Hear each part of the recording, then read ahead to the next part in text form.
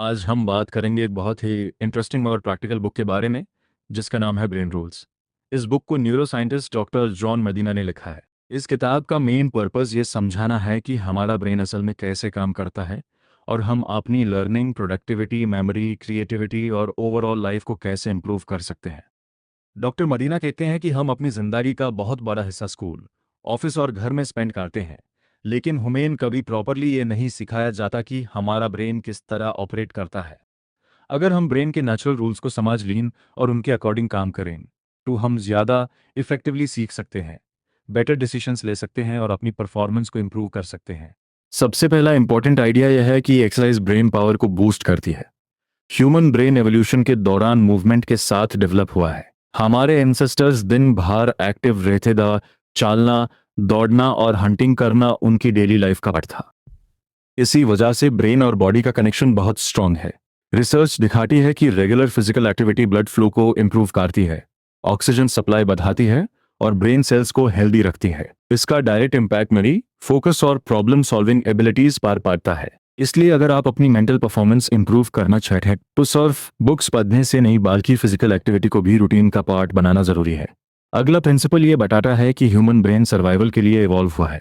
हमारा brain perfect logic machine ही है। ये एनवायरनमेंट में सर्वाइव करने के लिए डिजाइन हुआ था। इसी वजह से हम इमोशंस, रिलेशनशिप्स और सोशल इंटरेक्शंस से डीपली इन्फ्लुएंस होते हैं। ब्रेन कॉन्स्टेंटली सराउंडिंग्स को स्कैन करता रहता है ताकि सेफ्टी और अपॉर्चुनिटीज को आइडेंटिफाई कर सके।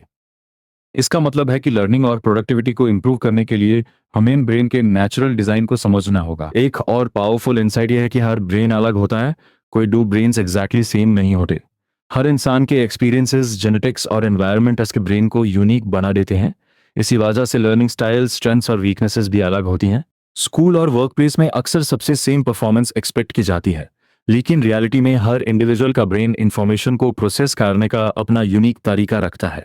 जब हम अपनी इंडिविजुअलिटी को समझते हैं और उसके अकॉर्डिंग काम करते हैं तब हम अपनी ट्रू पोटेंशियल को अनलॉक कर सकते हैं। बुक का एक बहुत फेमस कॉन्सेप्ट अटेंशन के बारे में है। ब्रेन बोरिंग इन्फॉर्मेशन को इग्नोर कर देता है। हमारी अटेंशन नेचुरली लिमिटेड होती है। अगर कोई प्रेजेंटेशन, लेक्चर या कॉन्वर्जेशन इंटरेस्टिंग नहीं है तो ब्रेन कुछ ही मिनट्स में इंटरेस्ट लूज कर देता है। इसीलिए इफेक्टिव कम्युनिकेशन में स्टोरी टेलिंग, विजुअल्स और इमोशनल एंगेजमेंट का यूज बहुत इंपॉर्टेंट है। जब इंफॉर्मेशन मीनिंगफुल और एंगेजिंग होती है टैब ब्रेन उससे ज्यादा इजीली प्रोसेस और रिमेंबर करता है। मेमोरी के कॉन्टेक्स्ट में डॉक्टर मदीना एक्सप्लेन करते हैं कि रेपिटेशन लर्निंग का पावरफुल टूल है, लेकिन रैंडम रेपिटेशन नहीं। ब्रेन इंफॉर्मेशन को बेटर रिटेन करता है जब ऐसे टाइम इंटरवल्स के साथ रिपीट किया जाता है। इस टेक्निक को स्पेस रेपिटेशन कहा जाता है। जब आप किसी कॉन्सेप्ट को एक बार पढ़ने के बाद कुछ समय बाद दोबारा रिवाइज करते हैं तो ब्रेन इस इंफॉर्मेशन को इंपॉर्टेंट समझने लगता है और उसे लॉन्ग टर्म मेमोरी में स्टोर कर देता है। इसी वजह से consistent revision last minute cramming से ज्यादा इफेक्टिव होती है। बुक ये भी एक्सप्लेन करती है कि इमोशनल इवेंट्स ज्यादा स्ट्रांगली रिमेंबर होते हैं जब किसी एक्सपीरियंस के साथ इमोशन अटैच होता है, चाहे वो एक्साइटमेंट हो, सरप्राइज हो या फियर हो। ब्रेन इस इंफॉर्मेशन को प्रायोरिटी देता है। इसका रीजन यह है कि इमोशनल सिचुएशंस हिस्टोरिकली सर्वाइवल के लिए इंपॉर्टेंट थी। इस प्रिंसिपल को यूज करके हम लर्निंग को और इफेक्टिव बना सकते हैं। अगर इंफॉर्मेशन को स्टोरीज, रियल लाइफ एग्जाम्पल्स और इमोशनल रिलेवेंस के साथ कनेक्ट किया जाए तो रिटेंशन ड्रामेटिकली इंप्रूव हो सकती है। स्लीप के इंपॉर्टेंस पर भी बुक बहुत फोकस करती है। मॉडर्न सोसाइटी में लोग स्लीप को सैक्रिफाइस कर देते हैं, लेकिन ब्रेन के लिए स्लीप लग्जरी नहीं बल्कि नेसेसिटी है। जब हम सोते हैं तब ब्रेन मेमोरीज को ऑर्गेनाइज करता है, इंफॉर्मेशन को प्रोसेस करता है और बॉडी को रिकवर करने में हेल्प करता है। Lack of sleep decision making, concentration, mood और लर्निंग एबिलिटीज को नेगेटिवली अफेक्ट करता है। अगर कोई पर्सन प्रोडक्टिव और मेंटली शार्प रहना चाहता है तो क्वालिटी स्लीप उसकी टॉप प्रायोरिटी होनी चाहिए। स्ट्रेस के बारे में डॉक्टर मदीना एक इंपॉर्टेंट वार्निंग देते हैं। शॉर्ट टर्म स्ट्रेस कभी कभी यूजफुल हो सकता है, लेकिन क्रॉनिक स्ट्रेस ब्रेन के लिए हार्मफुल है।